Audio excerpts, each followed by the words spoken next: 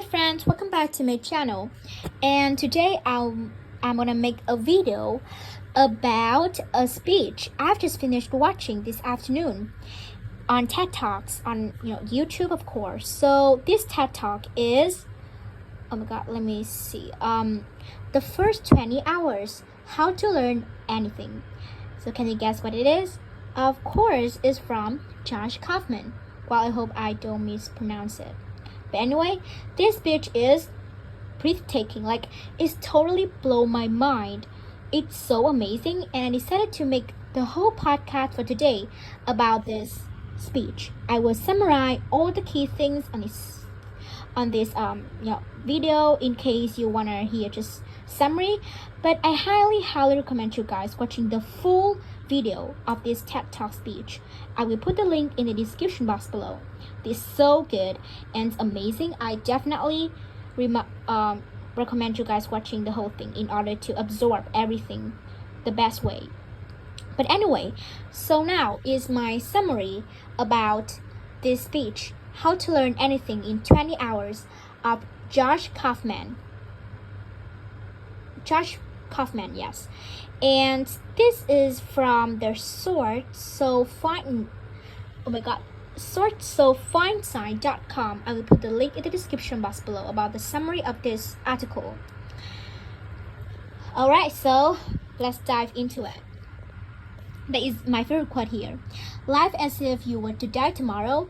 Learn as if you were to live forever. Mahatma Gandhi. What if you could learn anything in 20 hours? What would you learn? Would you learn how to dance? Would you learn a new language? Would you learn an instrument? In a TED Talk, the first 20 hours, How to Learn Anything, Josh Kaufman explains how to practice intelligently and how to learn any new skill in 20 hours. So, the first we will tackle in this video is you just need 20 hours to learn any new skill. So in the TED Talk of Josh Kaufman, I will call him for short is Josh.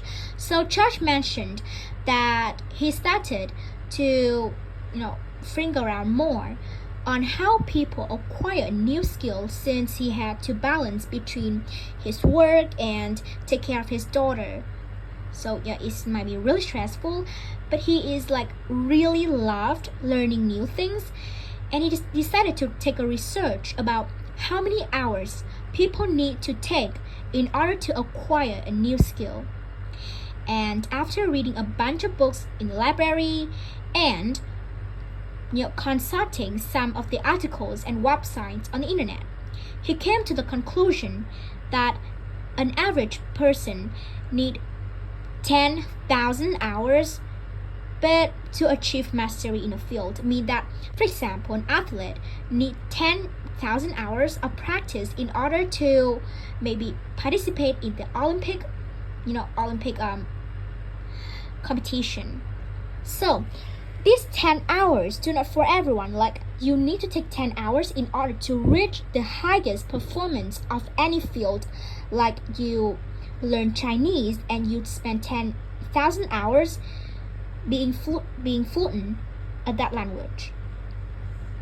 But it only takes 20 hours to get good at something. I need to emphasize on the word good at, not being master at. Good at something.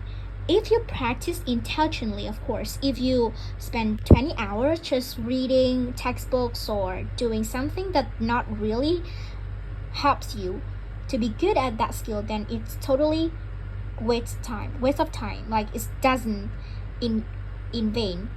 And in the speech, Kaufman had said, you can go from knowing nothing about any skill that you can think of. Want to learn a language? Want to learn how to draw? Want to learn how to jungle flaming chainsaws? Here the main part you have to remember or take notes, jot down quickly. If you put 20 hours of focused, deliberate practicing into that thing, you will be astounded how good you are. 20 hours is doable. That's about 45 minutes a day for about a month, even keeping a couple of days here and there. So 20 hours to learn any new skill, languages, playing instrument, piano, guitar, draw, or even skating. You just need 20 hours to be good at it. And if you really want to be mastered that skill, like if you really want to become a skater or you want to become an artist, then spend 10 hours to do that is worth. But if you really want to learn new skills, because this life is too short, right? This life is too short, so learn something that's valuable and you can use it in the real life. Just need 20 hours for each skill. So as I said, that you have to practice intelligently in order to make the most of that 20 hours in order to practice, right? So how exactly you practice intelligently? What do I mean by practicing intelligently? So also in the TED Talk of this, in the speech TED Talk of Josh, he had mentioned here, practicing intelligently is the key to learning any new skill the most effective and efficient way possible. And Kaufman says, 20 hours isn't that hard to accumulate. Now, there's a method to doing this, because it's not like you can just start fiddling around for about 20 hours and accept these massive improvements. There's a way to practice intelligently.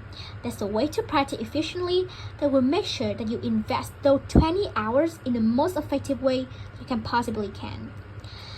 So in case you wonder what are these methods and these ways, then stay tuned, because now is the most important part in his speech is 4 methods to help you to practice every single thing intelligently in 20 hours.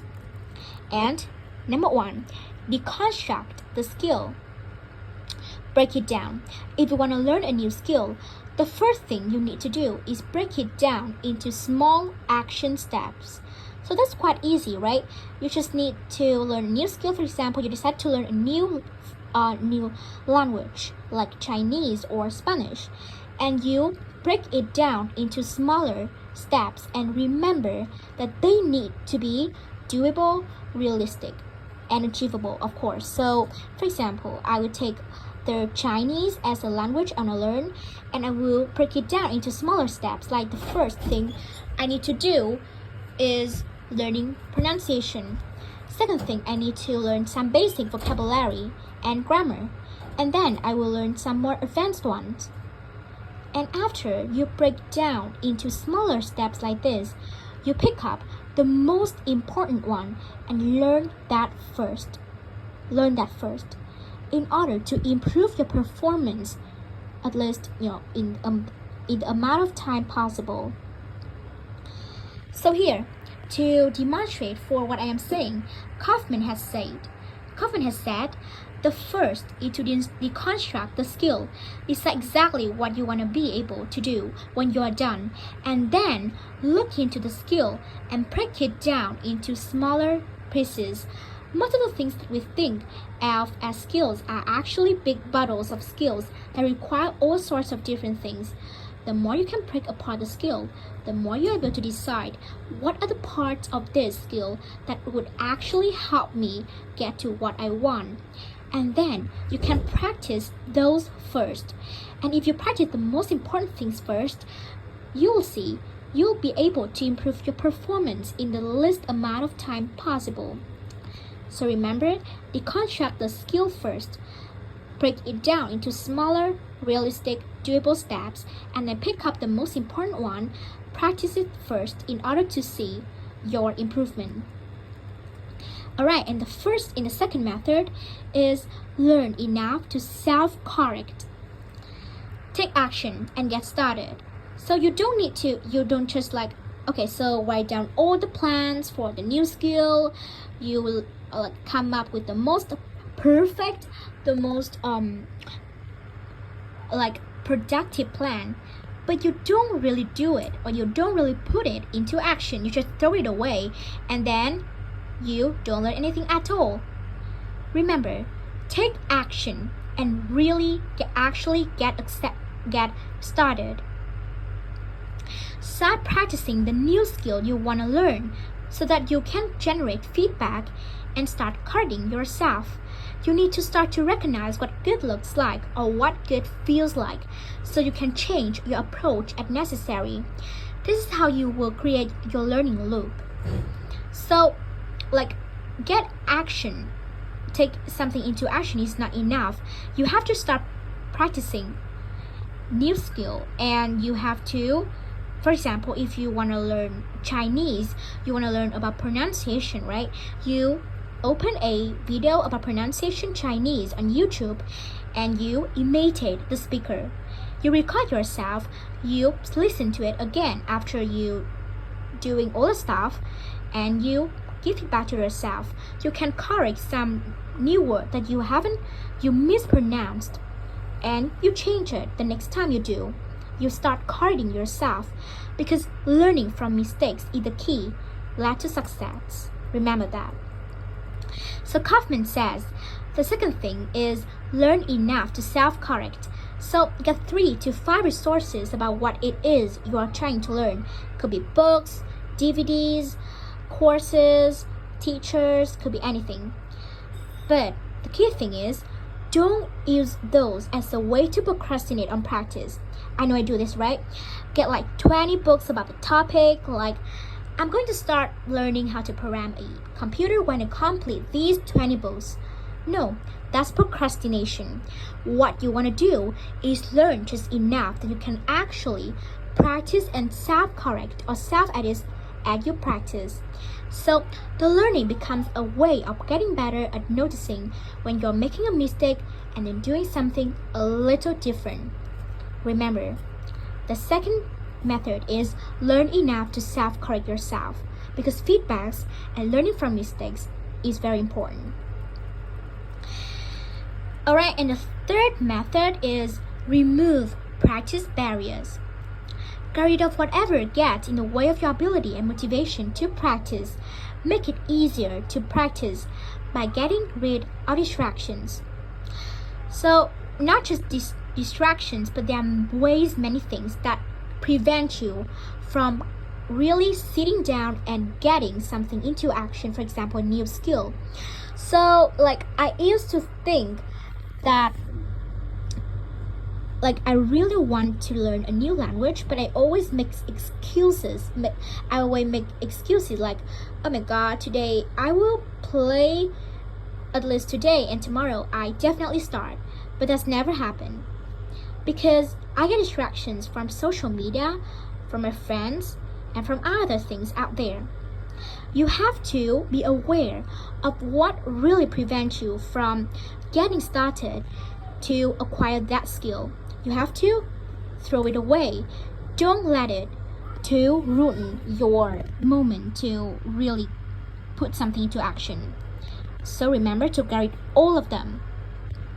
Kaufman says the third is to remove barriers to practice. Distraction, television, internet, social medias, all of these things that get in the way of you actually sitting down and doing the work. And the more you're able to use just a little bit of willpower to remove the distractions that are keeping you from practicing, the more likely you will actually sit down and practice, right? So remove practice barriers, all the distractions and all the stuff that keep you from moving on to your new skill. And the fourth thing is practice at least 20 hours, of course, as I told you at the beginning. You have to practice at least 20 hours in the first place in order to acquire a new skill, at least good at it. So keep making small improvements over 20 hours. Spend about 45 minutes a day for a month and focus on continuous improvement and learning.